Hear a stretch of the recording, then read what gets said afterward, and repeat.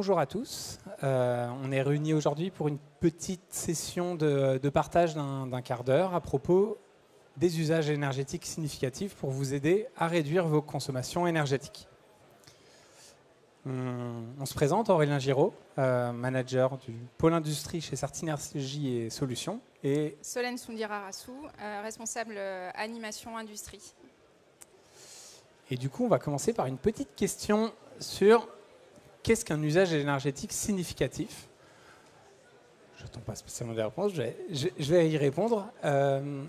C'est un usage qui représente une part importante de la consommation d'un site industriel et qui a un enjeu particulier et qui possède notamment un potentiel de réduction de ses consommations. Le sujet de la maîtrise des usages énergétiques significatifs, elle s'intègre chez Certinergie sur trois grands piliers historiques. Une expérience en design de solutions d'efficacité énergétique en tant que contractant général. On a en ce moment une 60aine de projets de performance énergétique en cours de suivi pour, voilà, dans les 35 gigawattheures par an économisés pour l'ensemble de ces clients, sachant que ça, ce ne sont que ceux qui sont finis. Dans le cadre de ces contrats de performance énergétique, une maîtrise de la norme IPMVP qui permet de suivre des consommations énergétiques. Donc c'est utile pour suivre les effets d'un projet, mais dans le cadre de la maîtrise des énergies, c'est également très utile, voire nécessaire, pour distinguer le vrai du faux lorsqu'on suit les résultats d'un capteur donné, et donc pour suivre globalement les économies et la consommation d'un site industriel.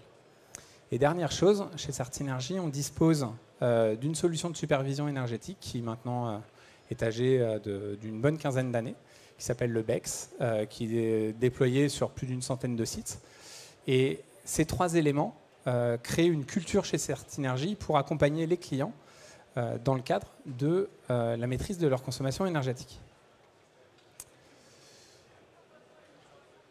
L'heure est aux économies d'énergie. L'année 2022 a été particulièrement exigeante en termes de facture énergétique. On a vu les envolées des prix et globalement, on a noté chez nos clients une attention renforcée aux économies d'énergie.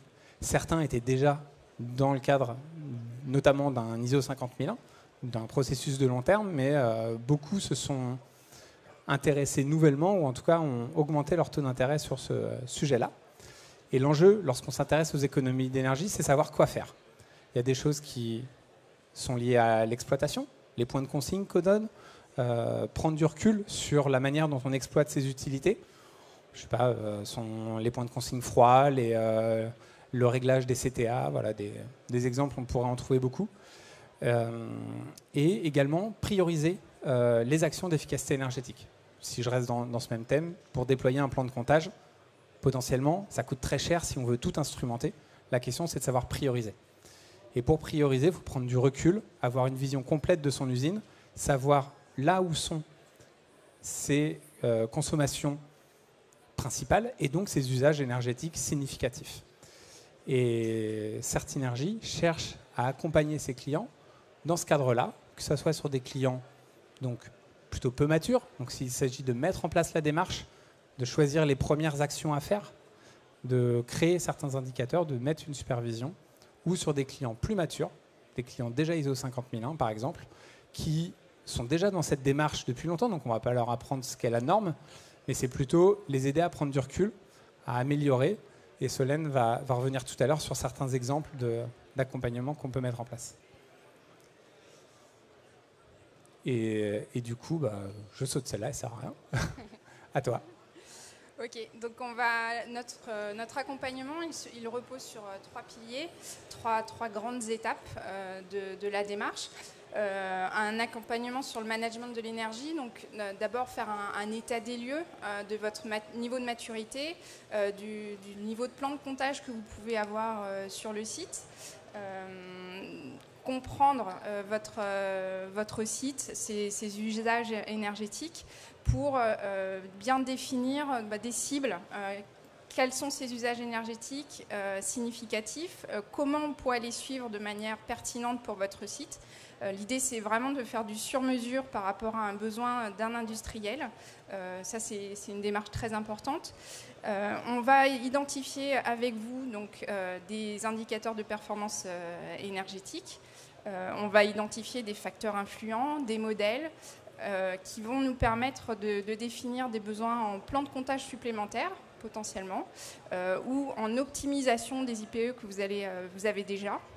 On se rend compte qu'en accompagnant des sites déjà ISO 50001, en fait, le fait d'avoir un regard extérieur avec des experts en mesure et vérification, on arrive à identifier des leviers très importants d'économie. Donc ça, c'est une démarche qu'on fait et qui nous permet d'aboutir à des plans d'action à différents niveaux sur lesquels on accompagne sur une période de 3 ans pour les mettre en œuvre et pour voir les résultats de ces actions au travers de cibles qu'on va vous aider à définir. Donc, globalement, la mise en place d'une supervision, l'ADEME indique déjà de base une économie d'énergie de l'ordre de 5%. Le fait de voir, de mesurer ces consommations permet d'identifier très rapidement des dérives et de pouvoir mener les plans d'action qu'on va mettre en place à la suite pour éviter ces dérives. Et puis après coup, ça permet aussi de prioriser des actions d'investissement qui vont générer des pourcentages supplémentaires, mais qui sont finalement indirectement liés à cette action. Tu peux passer à la suite. Donc, l'accompagnement, on s'appuie sur une démarche ISO 50001, sur la méthodologie d'une démarche 50001, mais avec une manière beaucoup plus simple de la mettre en œuvre. On s'appuie sur nos expertises historiques qui ont été rappelées par Aurélien tout à l'heure. Et on est sur une démarche hybride, à la fois s'appuyant sur la force du digital, la supervision, ça nous aide à remonter des données, et c'est l'analyse de ces données par des experts, et donc l'humain qui va permettre d'identifier des actions pertinentes et efficaces pour s'améliorer en permanence, sur la durée.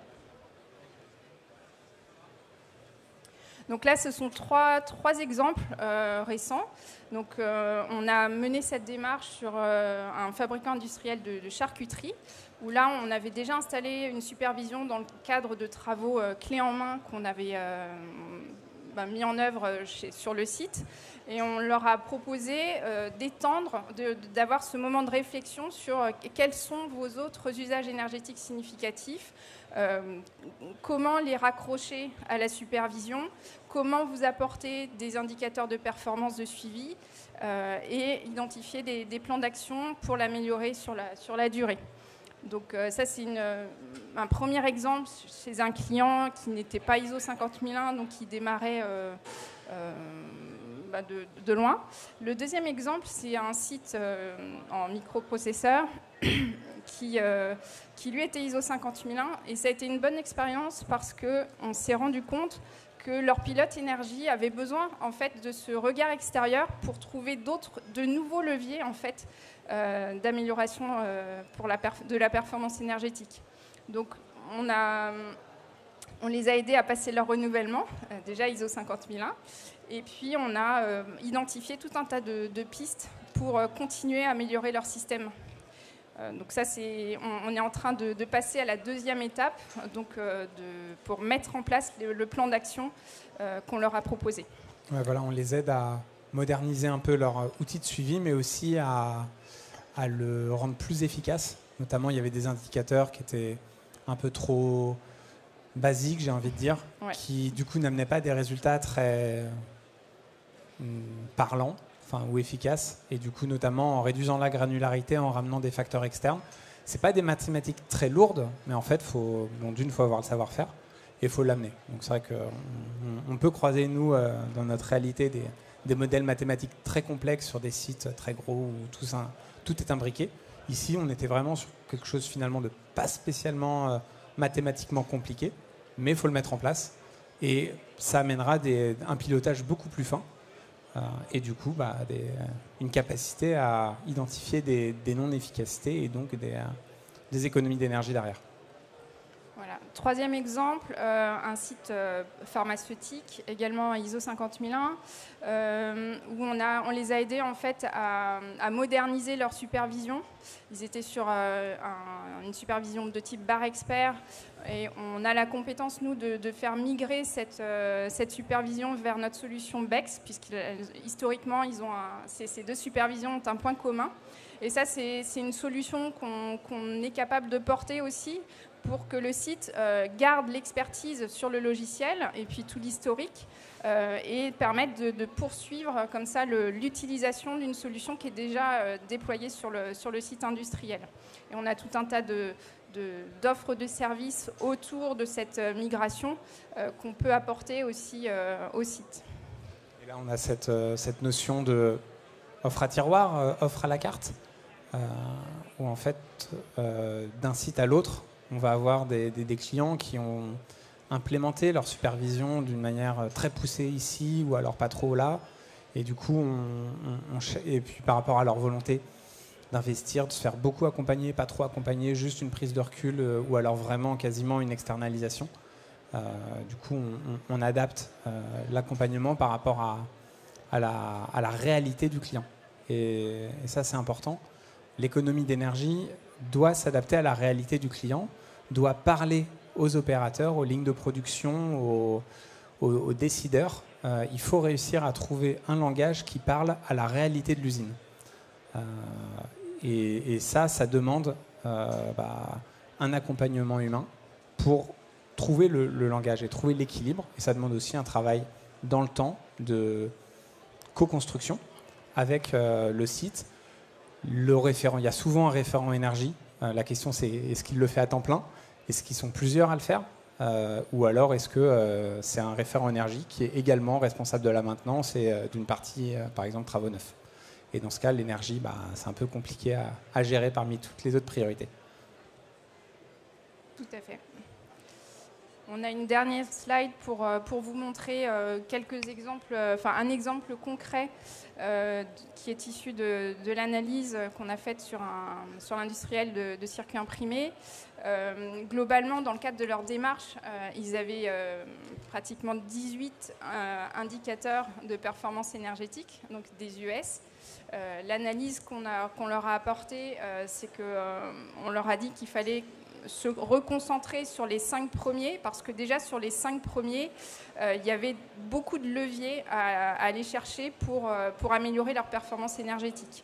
Donc on a identifié des plans d'action spécifiques pour ces 5 premiers UES. Et un exemple de graphique sur le fonctionnement de leur air comprimé. On a sur le graphique, on voit une plage d'incertitude qui est assez importante et qui va être optimisée aujourd'hui en ajoutant du comptage. Notamment, ils n'avaient pas de débitmètre, donc pas d'indicateur sur ce sujet. Donc voilà, ce sont des exemples de solutions concrètes qu'on va leur apporter et qui a beaucoup de valeur en fait pour le site, pour économiser de l'énergie sur la durée.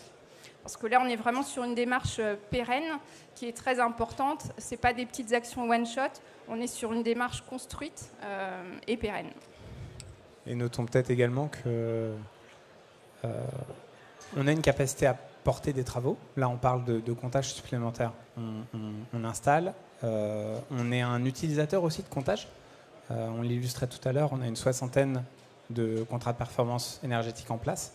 Ça nous oblige finalement à être dans une position d'un industriel multisite qui a 60 sites et qui doit suivre en parallèle la réalité de ces 60 projets. Et du coup, donc voilà, on est dans la manière de penser de la même manière qu'un ingénieur énergie, un superviseur, un référent énergie sur un site.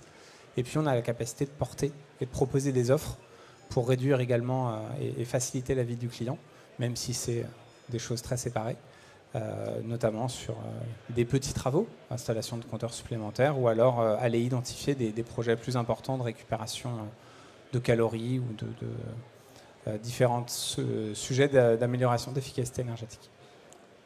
Oui, ça c'est un point important sur les plans d'action. On va utiliser aussi toutes les autres offres et expertises de Certinergie et Solutions.